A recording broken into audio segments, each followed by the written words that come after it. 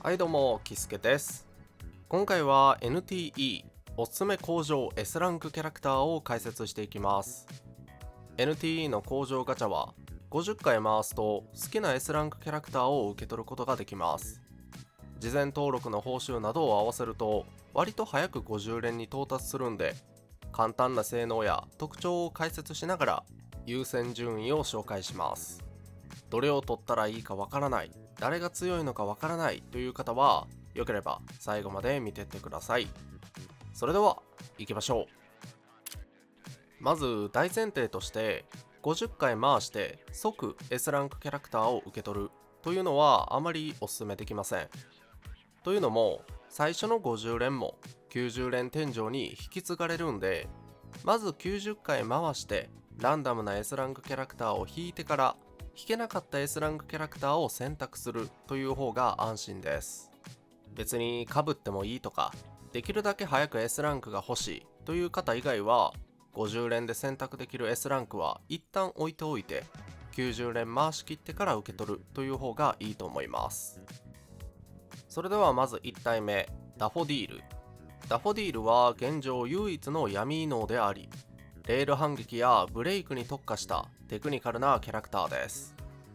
味方がサポートスキルを発動するたびに特殊なスタックを獲得し、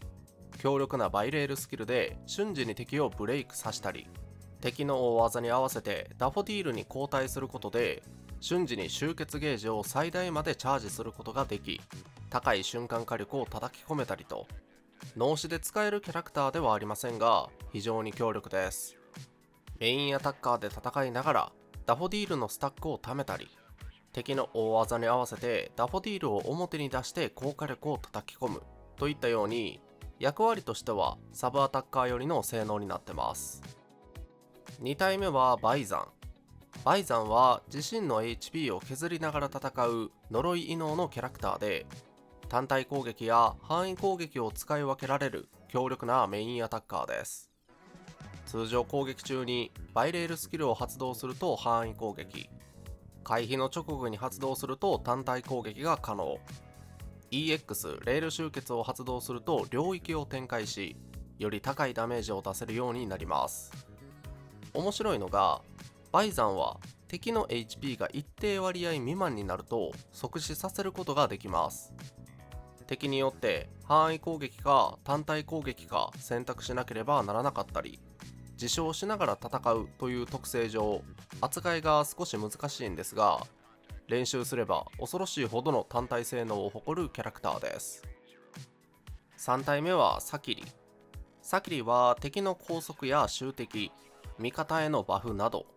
汎用性の高い呪い異能のサポートキャラクターです。使い方も非常に簡単で、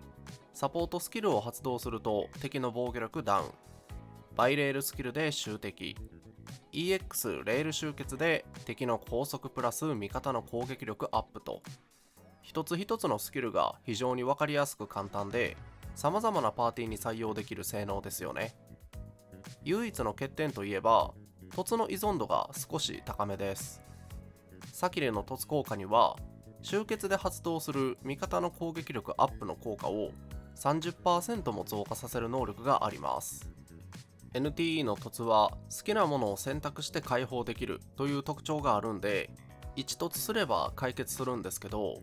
序盤の1凸はなかなか厳しいというのもあって、そこだけがネックになります。4体目はハソール。 S ランクキャラクターでは唯一の総異能のキャラクターであり、瞬間火力に長けたメインアタッカーです。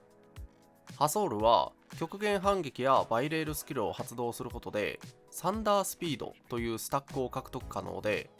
このサンダースピードを EX レール集結で消費してダメージを出します。極限反撃はジャスト回避後に出せる通常攻撃のことです。バイレールスキルはチャージが可能で範囲攻撃が発動できたり、極限反撃でスタック獲得であったりと、表に出ずっぱりで戦うことを軸に設計されてます。単体性能が非常に高いということですよね。5体目はファルディーヤ。ファルディーヤは味方のダメージを分担したり HP を回復したり、敵から受けたダメージを敵に反射するといった特徴を持つ魂異能のキャラクター。パーティーの生存力を上げてくれます。バイレールスキルを発動すると敵に破滅体験を付与し、敵からのダメージを反射できるようになるんで、被弾前提でゴリゴリ戦っていけますし、サポートスキルでは味方の HP を増加させたり、 EX レール集結では HP を回復したりと、ファルディーヤがいるかいないかではパーティーの生存力が段違いです。敵が強かったりとかアクションが少し苦手だという方におすすめですかね。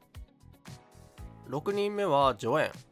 ジョエンはバラの弾丸というスタックを獲得しながらダメージを出す霊異能のキャラクターで、裏からでもダメージを出せる持続ダメージ、 EX レール集結で高ダメージと、表でも裏でも火力を出せるサブアタッカーです。通常攻撃や極限反撃、バイレールスキルで敵にバラの契約というマーカーを付与し持続ダメージ、様々な攻撃手段で貯めたバラの弾丸を消費して大ダメージといったように、自身のスタック、敵へのマーカー付与などダメージを出すのに少し時間がかかる印象。ただ EX レール集結を発動すれば強制的に契約を生産して大ダメージを狙っていけますから、バイレールスキルで敵にマーカー付与、集結で生産してメインアタッカーに交代みたいな使い方が分かりやすくて強いです。ということで、工場ガチャで手に入る S ランクキャラクターをものすごく簡単に解説したんですけど、どれを受け取るべきなのか今から解説していきます。おすすめはこの3体です。ダフォディール、サキリ、ジョエンですね。で、この中でも限定キャラクターの7里を引く予定の人はジョエン、時点でサキリ、引く予定がない人はダフォディール、時点でサキリという優先順位になります。ジョエンはサポートスキルの能力で異能連関で生成できる創生株の上限アップと追加で1株生成することができます。これが7里ととても相性がいい。異能連関周りの話をするとちょっとキリがないので簡単に説明するんですが、光異能と霊異能のキャラクターがゲージ満タンで交代すると生成できるこの創生株は2秒ごとに攻撃してくれる設置物です。これを追加で1つ生成することがジョエンはできます。で、7里のサポートスキルが創生株が打ってくれる追加攻撃を10発に増加させ、さらに攻撃頻度を2秒から1秒にしてくれます。つまりジョエンでたくさん創生株を設置して7里で攻撃頻度を高めるといったように、ドンピシャに噛み合ったサポートスキルで絶大なダメージを叩き出すことができます。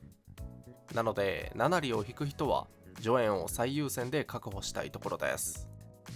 ダフォディールに関してはゲーム内で唯一の闇異能キャラクターだということ、